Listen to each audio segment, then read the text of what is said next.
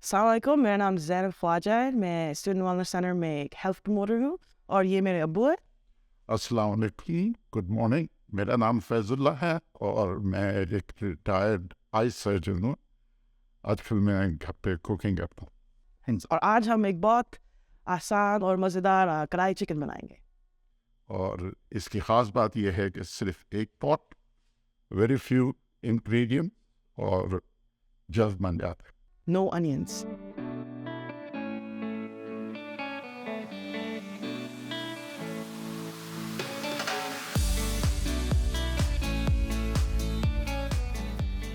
Okay, this fried chicken was introduced in the early 1900s in northern parts of Pakistan. They call it KPK and Afghanistan.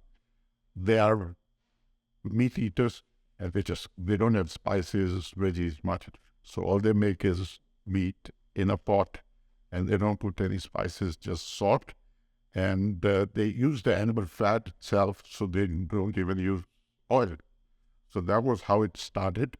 So when it came down to Pakistan, other parts of Pakistan, then they started using spices and onions, and some people use yogurt and things like that. But originally, it was just meat and salt. So today, that's what we are going to do. Just meat, tomatoes, a little bit of ginger garlic, and then only salt, pepper, and Chili flakes. chili flakes. And that ginger garlic, this one is like used in like most South Asian curries, like a lot of Pakistani curries that we make at least. So we you can get fresh ginger and garlic, obviously that's ideal, but because we use it so often and it's so much effort to cut and chop those, we usually, a lot of South Asian households that I know at least in our family, we'll just have like a sort of like a pre-minced or paste situation, so you can get garlic or ginger separate, or they even have them combined because they're so often used together in both South Asian and East Asian cuisines. Another important fact, this is a karahi. A karahi basically means like a wok.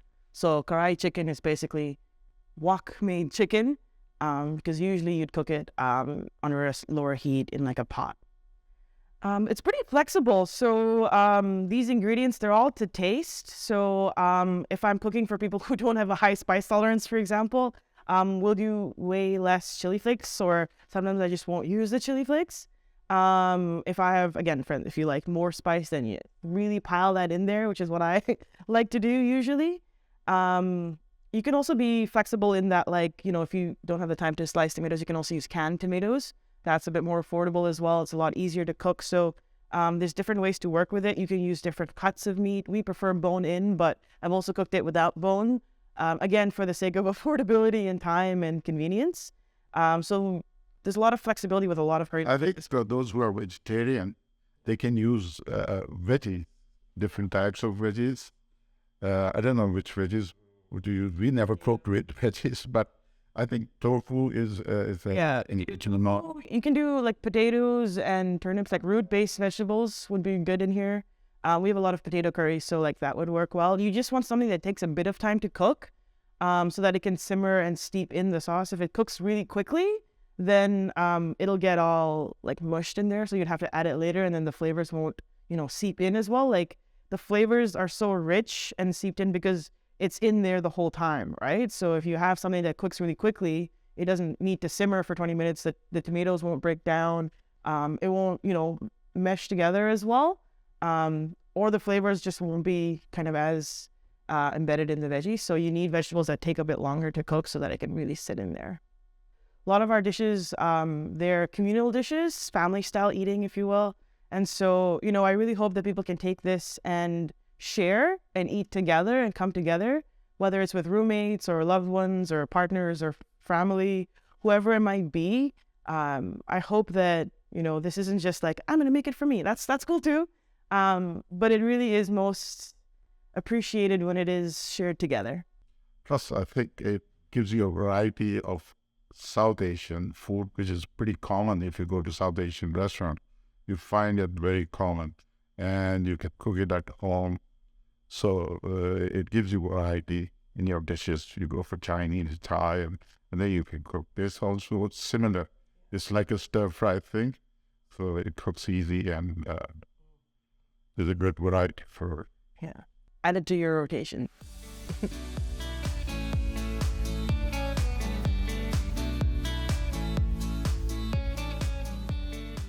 Let's get started. Okay. First thing is ingredient is the chicken. So we need we'll show you, we'll cut 2 pieces that are already cut. We use a different cutting board for the meat. So make sure you do that. So we're using a bone-in chicken thigh, but you can use different types of chicken pieces, or you can also use different types of protein, different types of meat.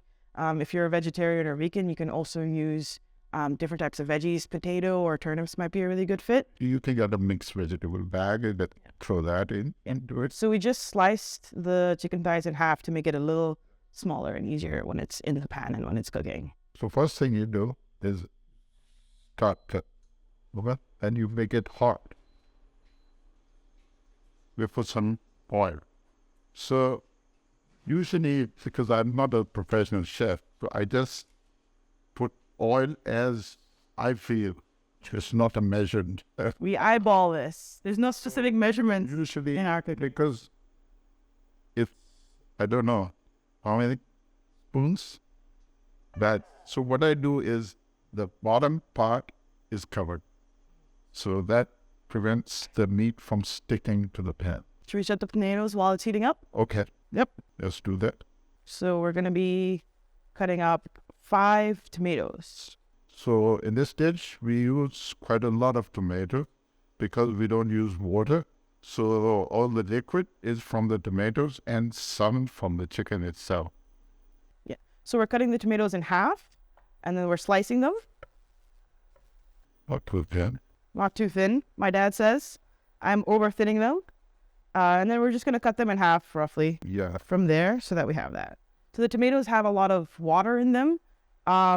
Most curries we like simmer in water, but here we just use the flavors of the tomatoes and the water from the tomatoes. So hopefully we shouldn't have to add too much water after the fact. And that flavor gets a bit richer that way. Our family came from Tibet and to Pakistan in early 50s, or late 50s actually. And we used to eat only Tibetan foods, which is quite limited, that we had in Pakistan. So gradually we started into Pakistani dishes. And one of the first things we cooked was Karahi. And usually we used, the meat we used was lamb meat because there is an occasion during Muslim calendar where we sacrifice a lamb and Hajj time, and that meat we used for Karahi. So that's what we used to do in Pakistan. And then when we came to Canada, so we still continued cooking that. Yeah. And in Pakistan, we sort of started cooking Pakistani dishes more often than Tibetan dishes. Now here we are. So the first thing is I'm going to keep away, make sure it's very hot oil, so it's going to splash. So I will just gradually slide it. Recently I have a this kind of thing to prevent it from splashing peanut. And the other thing that the work. Okay, cool. Okay. Rinse for this. Over. Do you want to put the chicken around and make sure it gets white all over so it's got a base layer of cooking? And again, this is just chicken and oil, so we haven't added any spices yet. Some people get weirded out by that, but just trust us and go with it. Okay, over. So I'm going to toss it around, make sure all parts of the chicken become just a little bit brown. Bad. Let's sure you toss it around. Do you want the other one? See this? Yeah. Flip it over. Yeah, keep it over. It's a bit easier. So it's starting to get a little hints of gold as well. Yeah, that's perfect. So that's what we want. Now we will put ginger garlic. There are 2 tablespoons, 1 tablespoon of ginger, 1 tablespoon of garlic. Is this the whole thing? Yeah. Oh. Okay. So ginger and garlic are used in like every curry that I know. It's also used in a lot of East Asian cooking as well as South Asian cooking, so it's an absolute staple. You can use fresh ginger and garlic, but because of how often it's used, a lot of our households will just have, you can buy from grocery stores like a paste, a ginger paste, a garlic paste, or even a combined one. Or you can get pre-minced ginger and garlic so that it's just a one less step, one less thing to cut. You can smell the heat about it now. So when you cook it till those aromas become a little less. So It should be about 2 to 3 minutes, but we don't really measure it in time. What are the... make sure that the chicken is cooked a bit in ginger garlic. So it taste of it. Yeah.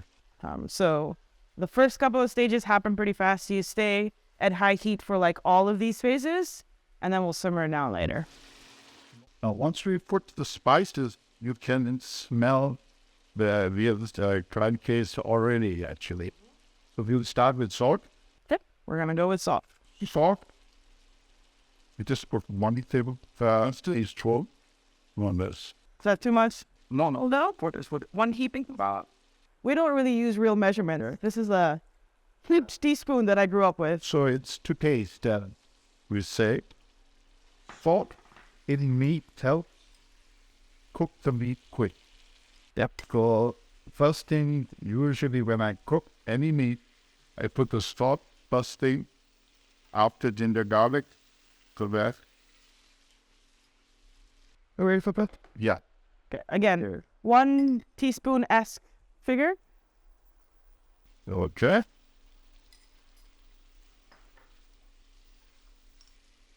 Okay. This. So again, chili flakes to taste. We like it spicy. So we're going to do another teaspoon of that. You can add more, you can add less. Smells like home. You want to do it? Yeah, I'll do it. The honors. I got the honors. Karahi is such a simple dish that when I first went to England for my fellowship, first things I cooked was chicken karahi, which I saw my dad cook because he also likes cooking, and he used to cook in Pakistan with karahi. So I tried my hand on salad. But it wasn't that good in the beginning, but gradually I noticed I became better at it.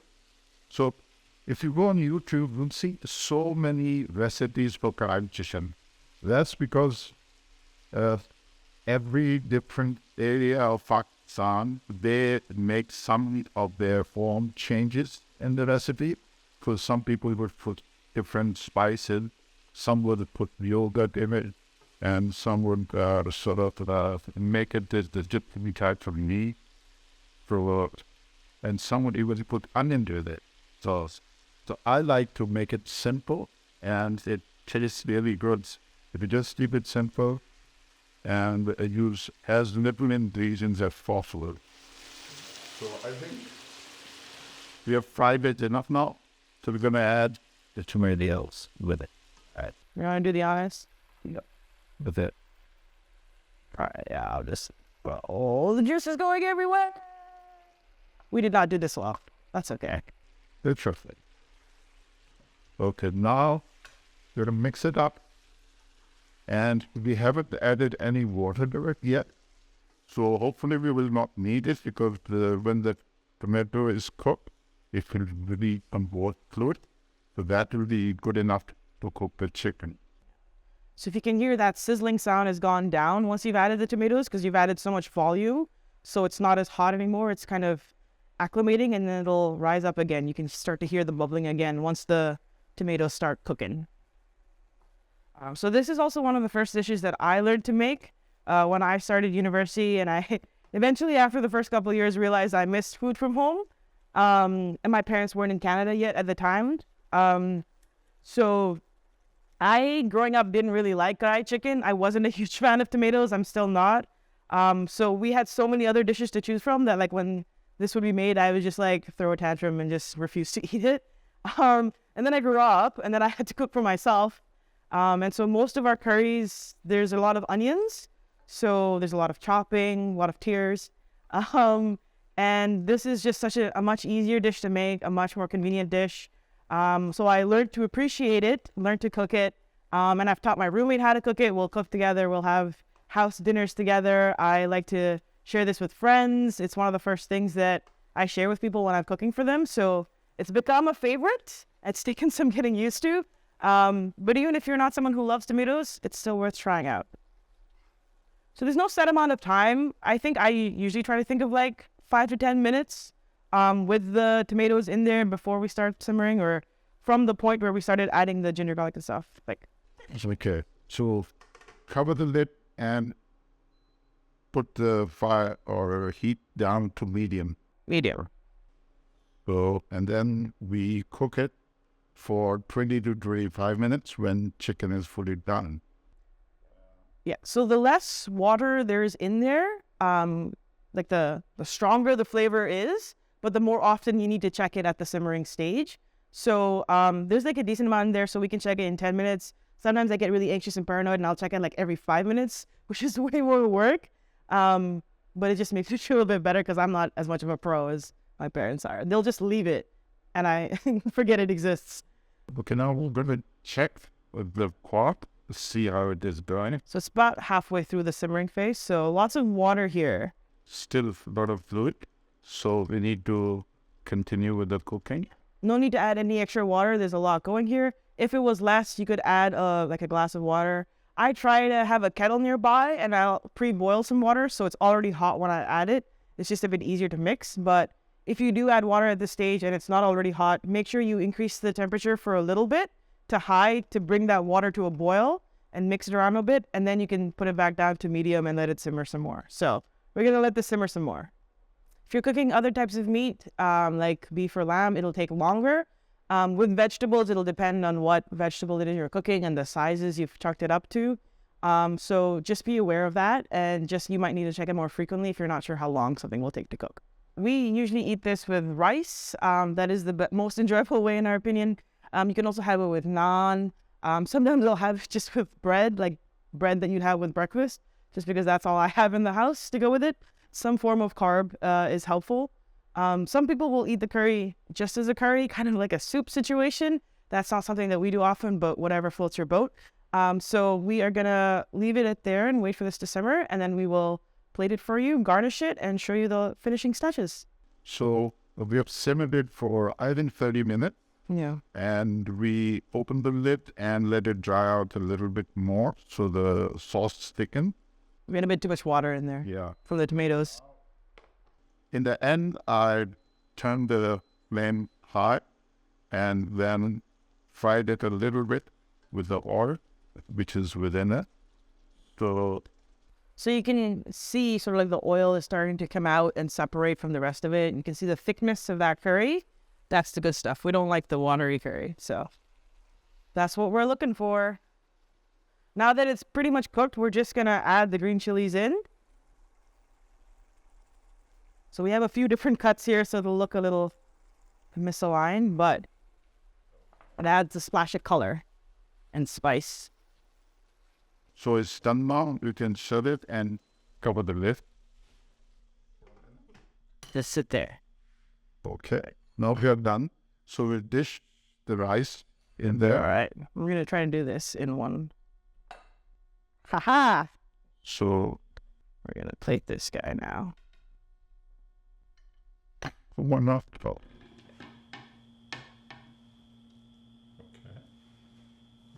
All right. So here we have our finished plated chicken karahi with some rice. So we're going to dig in and see how it turned out. Okay. All right. Yeah. That's better than when I usually make it at home alone. Oh, no, it's really good. The salt hits just right. With that. Awesome. So yeah, this is our Pakistani version of Karahi chicken.